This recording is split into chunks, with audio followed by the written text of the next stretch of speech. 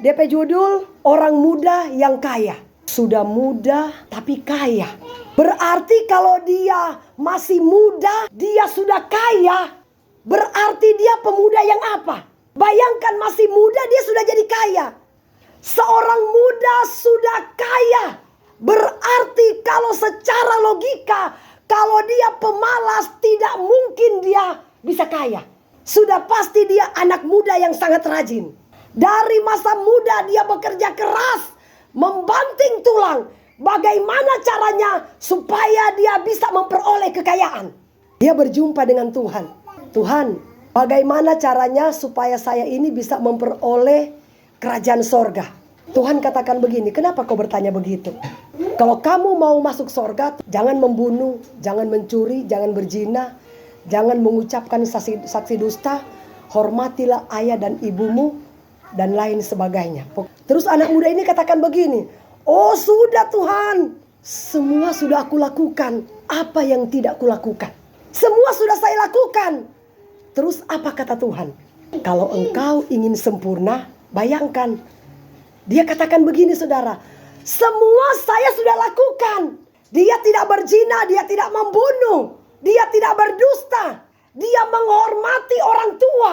Tetapi ternyata itu belum cukup untuk kita masuk ke dalam kerajaan sorga. Saudara, menurut standar manusia, kurang apa dia? Ini standar manusia ya. Kaya pasti dia cerdas. Tidak mungkin dia tidak cerdas kalau dia bisa memperoleh kekayaan yang begitu luar biasa. Selain dia kaya, Tuhan katakan semua dia sudah lakukan. Berarti kan dia hampir sempurna. Tapi Tuhan katakan begini, semua memang kamu sudah lakukan, tapi satu hal yang belum kamu lakukan. Saya percaya ini sulit sekali kita lakukan. Kita semua yang hadir di sini pasti sulit lakukan ini. Betul nggak Bu Farida? Ya. Mau nggak ibu jual hartamu kasih ke orang miskin? Mau nggak? Mama Rina mau nggak jual mobilmu kasih ke orang miskin? Tuhan bilang begini, kalau engkau pingin sempurna, jual semua harta, bagikan kepada orang miskin. Oh, 7 keliling dia berpikir. Kenapa dia berpikir? Dia bilang begini, saya dari masa muda bekerja keras, banting tulang cari uang. Harta ini saya dapat bekerja keras, cuma mau dapat ini terus. Saya sudah dapat, Tuhan bilang jual. Aduh, 7 keliling kita berpikir. Pada waktu Tuhan ngetes dia, sebenarnya Tuhan gak suruh dia jual rumahnya, jual mobilnya, jual dia punya tanah, jual dia harta milik, tidak. Tetapi Tuhan mau lihat sampai di mana hatimu. Karena Alkitab katakan, di mana hartamu berada, di situ hatimu berada.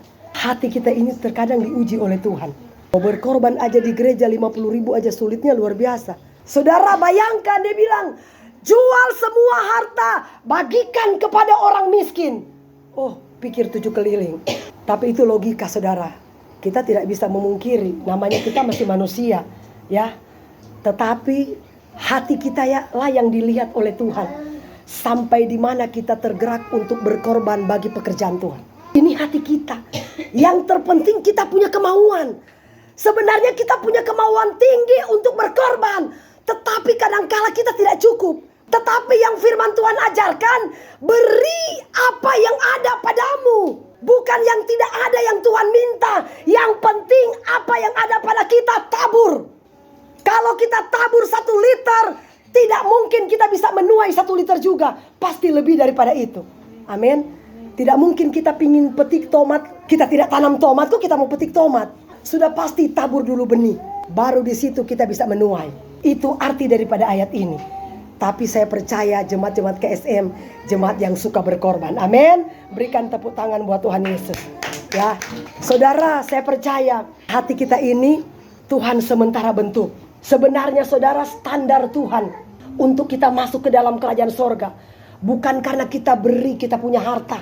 Bukan karena kita kasih uang yang berlimpah-limpah kepada Tuhan. Bukan karena kita mau jual, kita punya rumah, kita punya mobil, kita punya segalanya, kita jual. Tidak. Tetapi Tuhan lihat di mana hatimu melekat kepada Tuhan. Tuhan katakan begini, menabunglah engkau harta sorga, bukan harta dunia. Karena satu saat nanti harta dunia akan lenyap. Iya kan? Ngengat dan karat pasti akan makan kalau kita menabung di dunia. Tapi harta sorga itu tidak akan pernah berkarat. Dan dia kekal. Arti menabung di sorga, ketika kita banyak menabur dalam pekerjaan Tuhan, satu saat nanti di saat kita butuh, pasti kita akan menuai tepat pada waktunya. Saudara seorang hamba Tuhan, dia bersaksi luar biasa. Satu ketika saudara, dia cuma punya uang 50.000. Datanglah seorang bapak ketok pintu rumahnya. Tiba-tiba waktu dia ketok pintu, si bapak itu katakan begini, "Ibu, saya bisa minta tolong, anak saya ini sakit, sedangkan saya sama sekali tidak punya uang," katanya. Terus ibu pendeta dia katakan sama suaminya, "Pak, bagaimana ini? Sedangkan uang yang ada di tangan kita cuma 50.000. Anak kita ini butuh susu. Kita mau beli susu, terus kayak gimana ini kalau kita kasih ke dia, terus anak kita nanti nggak minum susu." Tapi di rohnya mengatakan, kasih aja. Saudara akhirnya karena dorongan hatinya terlalu kuat, dia kasihlah katanya tuh 50.000. Terpaksa DP anak dia bikin yang ada yang di atas nasi itu. Nah itu dia kasih minum sama anaknya. Akhirnya dia cuma bersyukur aja kepada Tuhan. Tiba-tiba ada yang telepon dia. Orang itu telepon itu katakan begini, "Ibu, saya ini tergerak untuk memberikan sesuatu sama ibu. Tapi saya minta ibu supaya ketemu dengan saya di jalan ini." Tiba-tiba saudara, datanglah dia. Dia katakan begini, "Ibu, saya dari tadi malam tidak bisa tidur karena Tuhan ingatkan saya harus kasih ini kepada ibu." Ketika saudara dia buka envelopnya, apa yang Tuhan lakukan buat ibu ini? Ketika dia membuka envelopnya, ternyata isi envelopnya lebih daripada 50.000, ternyata isinya 10 juta. Berikan tepuk tangan buat Tuhan Yesus. Amin. Tidak ada perkara yang mustahil saudara. Tepat pada waktunya Tuhan mengerjakan mujizat bagi orang yang teruji hatinya. Artinya kita lebih terfokus kepada Tuhan ketimbang kepada kebutuhan kita. Amin. Itu yang Tuhan katakan, mementingkan kepentingan orang lain daripada hidup kita. Padahal kita juga butuh. Tapi ketika kita mulai menabur, saudara, meskipun kita butuh, tetapi saya percaya itu semua akan diperhitungkan oleh Tuhan. Amin. Ya, melalui ayat ini saudara, mari berikanlah hati kita kepada Tuhan. Tuhan tidak butuh harta apapun yang kita miliki.